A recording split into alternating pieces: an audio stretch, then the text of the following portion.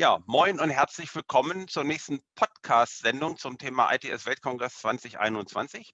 Mein Name ist Harry Evers, ich bin Geschäftsführer der ITS Hamburg 2021 GmbH und zuständig für die Vorbereitung und Durchführung des ITS Weltkongresses im Oktober in diesem Jahr in Hamburg. Und wir freuen uns heute ganz besonders in unserer nächsten Podcast-Sendung die Firma Continental und Herrn Matschi im Bereich des Vorstandes begrüßen zu können. Schönen guten Morgen, Herr Matschi.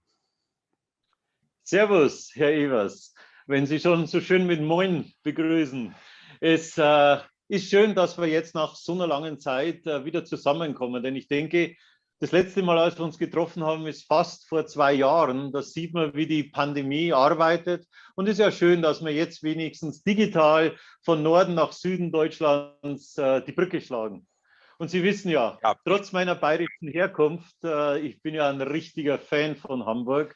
Also mir gefällt es, an der Alster zu laufen, die vielen Bäume und Sträucher, wesentlich mehr grün, als ich mir so gedacht habe. Der Hafen, die ganze Hansestadt. Ja, und deswegen finde ich es ja auch so spannend, was in Hamburg jetzt so passiert in Sachen Mobilität, was hier erforscht wird, was hier erprobt wird. Ja, und natürlich vor allem, dass der ITS World Congress dieses Jahr in Hamburg stattfindet. Deswegen freue ich mich auch auf unser Gespräch. Ja, also danke auch für die Bereitschaft, hier uns mal Rede und Antwort zu stehen, was seitens Conti ganz konkret zu erwarten ist. Und wie gesagt, Sie sind ja als Mitglied des Host-Komitees aus der deutschen Seite bei uns schon sehr lange verbunden. Und genau das wollen wir so ein bisschen erarbeiten. Ich versuche noch mal ein bisschen rüberzubringen, was aktuell aus unserer Sicht, glaube ich, auch sehr positiv zu berichten ist. Und ich sage mal, noch ein gutes halbes Jahr, länger ist es ja nicht mehr, dann sind wir vor Ort. Und die Resonanz, die wir jetzt schon bekommen haben, ist enorm. Auch das sind, glaube ich, ganz wesentliche Punkte, die zeigen, wie die Welt und letztendlich auch gerade Europa darauf warten, sich wieder zu treffen, um dann in Hamburg mal gemeinsam die neuesten Themen zu bearbeiten. Conti ist ja nun schon ein aktiver Unterstützer seit ganz, ganz vielen Jahren für diesen Weltkongress und für dieses Thema ITS. Warum ist dieses Thema und dieses Format für Sie eigentlich so wichtig? Ja, weil gerade haben wir ja Corona angesprochen und wenn wir hier nicht so mobil sind wie gewohnt, dann können wir doch in dieser Krise eine ganz wichtige Lektion lernen. Und zwar, wenn wir nämlich die digitalen Technologien richtig und konsequent anwenden, dann können wir richtig effektive Lösungen schaffen. Und das gilt sowohl fürs private als auch für das berufliche Umfeld und natürlich allen voran für die Mobilität. Und da setzt ja genau der ITS-Weltkongress an. Die großen Herausforderungen der Mobilität, dafür bietet er richtig eine Bühne für Lösungsansätze, aber auch für eine Austauschplattform. Und zwar für Unternehmen, für Wissenschaft, für Politik. Und uns ist dabei gerade der Austausch mit Startups und Städten natürlich total im Fokus. Natürlich geht es nicht nur um den. Ja, bitte? Gerade weil Sie Startups ankündigen, wir haben eine große Startup-Area, wo wir über 150 Startups aus Gesamteuropa zu dem Themenschwerpunkt Mobilität eingeladen haben. Die Resonanz ist enorm und genau dieser Austausch, glaube ich, macht das Ganze auch lebendig, weil die Jugend zum Thema Mobilität noch eine ganz andere Bezugssituation, auch ein anderes Verständnis haben und der Wandel der Mobilität, ich glaube, das ist auch etwas, was lebendig auf so einem Kongress dann im Austausch erarbeitet und erlebt werden kann. Finde ich eine ganz wichtige Situation. Und um das aufzusetzen, gerade im Hinblick auf intelligente Mobilität und Entwicklungen, was ist dann für Sie besonders spannend? Weil Sie haben ja ganz besondere Herausforderungen als Conti. Sie sind ja am Puls der Zeit, sowohl von den Automobilherstellern als auch von den Entwicklungen. Was ist aus Ihrer Sicht zum Thema intelligente Mobilität jetzt die Herausforderung der Zukunft? Ja, Herr Evers, da würde ich 2 Themen würden wir da sehen. Diese großen Felder Vernetzung und Automatisierung. Bei der Vernetzung, da geht es in erster Linie daran, die Vernetzung zum einen der Verkehrsteilnehmer, ob Autos, Zweiräder, Fußgänger oder der öffentliche Personennahverkehr untereinander, aber eben auch mit der Infrastruktur. Und es wird ja immer umfassender, weil es immer mehr Anwendungsfälle gibt, die direkt mit Echtzeitkommunikation laufen. So als Beispiele gegenseitige Warnungen oder auch eine intelligente Steuerung des Verkehrs, die auf die Art und Weise zur Realität werden. Neben der Vernetzung der zweite große Block Automatisierung. Und da geht es uns in erster Linie um die autonome Mobilität. wie beispielsweise mit den Shuttles, aber auch um die Robotik, um so die letzte Meile in der Lieferkette zu machen. Und da wird es in den nächsten Jahren starke Entwicklungsfortschritte geben, denn überall steckt großes Potenzial, das es jetzt zu heben gilt. Ne? Also gerade Conti ist ja nun ein weltweit agierender Konzern und wenn man das sieht, Megacities in Asien, wir hatten vor 2 Jahren den Weltkongress in Singapur, Ihre Kollegen waren ja auch mit vor Ort, wir haben das interessiert angesehen, was in Singapur schon wirklich auf der Tagesordnung steht, aber auch in Japan. Diese Megacities, ist das ein Thema, was für Deutschland und Europa eben auch eine Strahlkraft oder einen Vorbildcharakter hat? Oder was ist jetzt konkret in Hamburg, wenn man jetzt Europa sieht, aus diesen Megacities abzuleiten und was kann gerade Conti auch natürlich dazu beitragen, aus dieser Riesenübersicht, die Sie ja auch haben mit Ihren Niederlassungen weltweit? Ja, da haben Sie aber jetzt eine schöne Brücke geschlagen. Ne? Denn die ganzen intelligenten Mobilitätslösungen, die haben natürlich eine Riesenrelevanz in den Megacities. Aber wir sagen, das gilt auch für die anderen Lebensräume. Und deswegen ist es so wichtig, dass wir diese Themen vorantreiben, modellhaft implementieren, denn so kann auch so eine richtige Vorreiterrolle sichtbar werden. Und da passt natürlich Hamburg wieder super, ne? Die Geschichte als Hansestadt, eine der modernsten Hafenanlagen. Und das ist ja nach wie vor ein Symbol für die Mobilität und aber auch für den internationalen Austausch. Und da zeigt die Stadt ja auch wieder, wie so eine reiche europäische Vergangenheit mit der Innovation in Einklang gebracht werden kann. Und da sind wir natürlich aktiv dabei, dass wir in Hamburg die Innovationen da auf die Straße bringen. Und wir machen das so, dass wir im Rahmen der nationalen Plattform Mobilität, da sind wir an dem sogenannten Reallabor Hamburg mit dabei. Und da forschen wir in 2 Gebieten, die wir eben vorher schon als wichtige Zukunftsfelder dargestellt haben. Und da ist das eine, ist das Thema Sicherheit. Da geht es dann darum, dass wir anhand von Tests die Technologien für Echtzeitvernetzung untersuchen, damit speziell die Unfälle mit den schwächeren Verkehrsteilnehmern, dass die vermieden werden können. Und zum anderen schauen wir uns dann aber auch die Alltagstauglichkeit der autonomen Mobilität an. Und da richten wir ja im Stadtteil Bergedorf einen Testbetrieb mit Shuttle ein, bei dem dann die Nutzer die Shuttles per App anfordern können. Und übrigens sind wir bei diesen beiden Projekten nicht alleine tätig, sondern wir arbeiten da sowohl mit der öffentlichen Hand als auch mit anderen Unternehmen zusammen, Beispiel Hamburger Verkehrsbetriebe, Telekom, aber auch viele andere. Und das allein zeigt, wie der Austausch und der Netzwerkgedanke bei dem Zukunftsthema Mobilität, intelligente Mobilität so wichtig ist. Ja, also genau da bin ich auch sehr dankbar. Ja, bin ich sehr dankbar zum Thema, weil Sie das Reallabor ansprachen.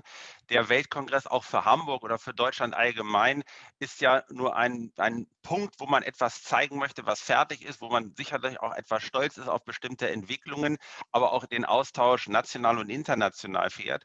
Aber für Hamburg ist das eine ganz eindeutige Situation einer Nachhaltigkeit, sprich nach dem Weltkongress ist eigentlich wieder vor den nächsten Herausforderungen. Wir wollen das Thema Reallabor intensiv weiter bearbeiten und das, was Sie jetzt gerade auch angesprochen hatten, dass wir in der nationalen Plattform Mobilität das Reallabor auch intensiv in Hamburg weiter etablieren, ist ein Ziel, was die Politik, aber auch die Wirtschaft vor Ort hat und das geht eben nur gemeinsam, also öffentliche Hand mit den reglementierenden Seiten, aber auch mit den Anwendungen vor Ort, dass man in der wirklichen Realität diese Entwicklungen voranträgt und auch erproben kann im Austausch mit der Bevölkerung. Insofern nochmal vielen Dank gerade für diesen Hinweis auf die etwas Schwachen im Rahmen des Verkehrs, die damit nochmal extra geschützt werden. Das ist ja häufig, was leider etwas unterbelichtet bleibt und wo man dann manchmal nur den Autofahrer im Fokus sieht. Und ich glaube, die gesamte Bevölkerung ist dann gefragt und auch gefordert und kann die neuen innovativen Themen der Mobilität auch wirklich nutzen. Also recht schönen Dank damit nochmal. Insofern ITS und Smart Mobility ist seit mehreren Jahren ja ein Innovationsthema, auch gerade bei Ihnen. Und die Entwicklung heute Geschichte hat natürlich auch ein paar Hürden. Sie haben ein paar angesprochen. 5G wird kommen, das heißt eine hohe Vernetzung. Auf der anderen Seite das Thema Nahfeldkommunikation. Was ist denn, wenn ich jetzt sage, intelligente Mobilität, was ist auf einer Breite in den nächsten Jahren bei Ihnen zu realisieren? Wo sehen Sie da im Wesentlichen die massiven Voraussetzungen, um die nächsten Level zu erreichen? Ja, auf der einen Seite unterstützt eigentlich sogar die Corona-Pandemie da, weil da so ein richtiger Boom in der Richtung da ist. Gleichzeitig entsteht aber da für uns alle eine Pflicht. Und zwar die Ideen, die Innovationsansätze richtig auf die Straße zu bringen. Und deswegen trifft es sich ja gut, dass viele wichtige Weichen jetzt gerade in die richtige Richtung gestellt werden. Ich denke daran, auf der einen Seite an den europäischen Green Deal. Denn da geht es in erster Linie um Bereiche der Automatisierung und intelligentes Verkehrsmanagement. Dann aber auch die europäische ITS-Direktive. Denn die steht kurz vor der Umsetzung und damit wird ja auch eine neue Gesetzgebung zum autonomen Fahren kommen, die dann dahingehend gut helfen kann. Dann haben wir weiter Gaia X in Europa und der Datenraum Mobilität in Deutschland. Und das sind schon wichtige Initiativen, die hier angestoßen worden sind. Und die kümmern sich ja auch wieder darum, den Datenaustausch zu regeln und einen Marktplatz für Mobilitätsdaten zu schaffen.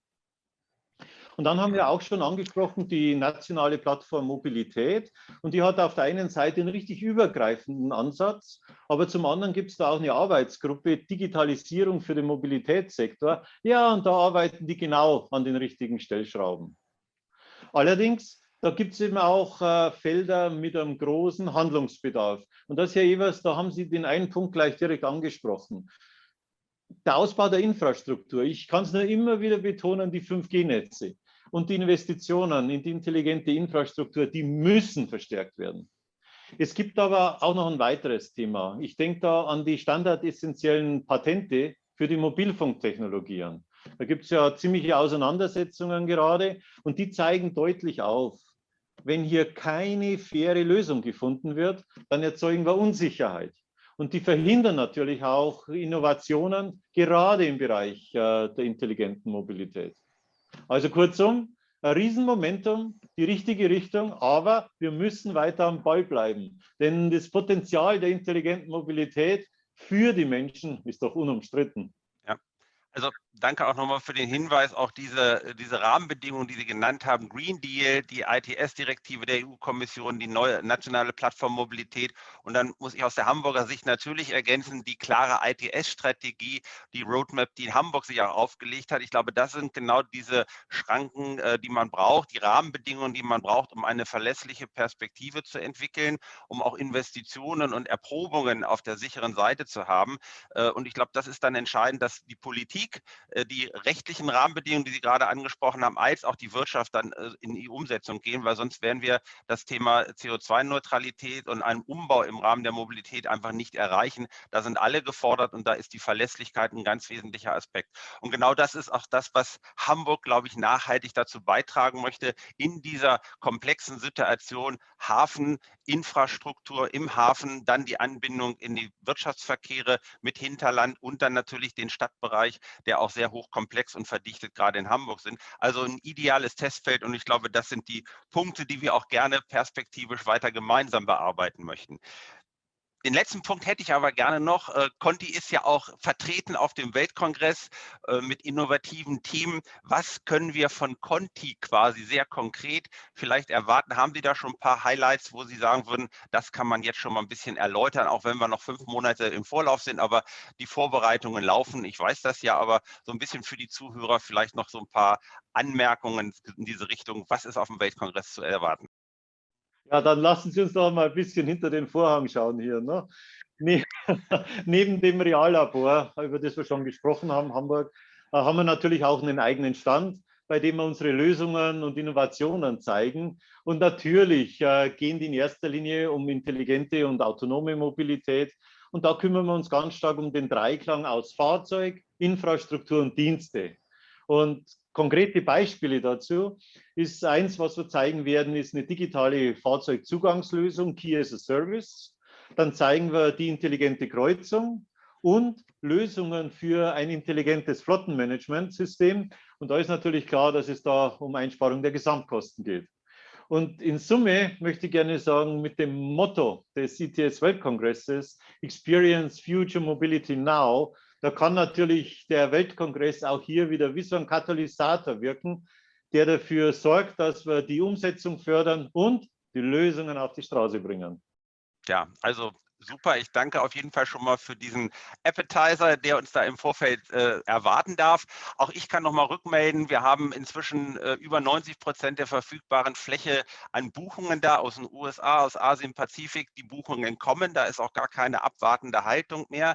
Wir haben anstelle von bisher immer 500 jetzt fast 1000 Anfragen zum Thema Präsentation, also ein Riesenthema. Und wir haben anstelle von 10 inzwischen über 90 Demonstrations, die wir präsentieren können an konkreten Anwendungen. Also auch wir und auch ich persönlich, ich freue mich, das, was wir in 5 Monaten in Hamburg hoffentlich gemeinsam erarbeitet haben und dann auch der Öffentlichkeit präsentieren können in einer offenen und hoffentlich sehr offenen und freundlichen Diskussion und einer Perspektive für die Zukunft. Erstmal recht schönen Dank, Herr Matschi, für dieses Gespräch und wir sehen uns spätestens dann in Hamburg.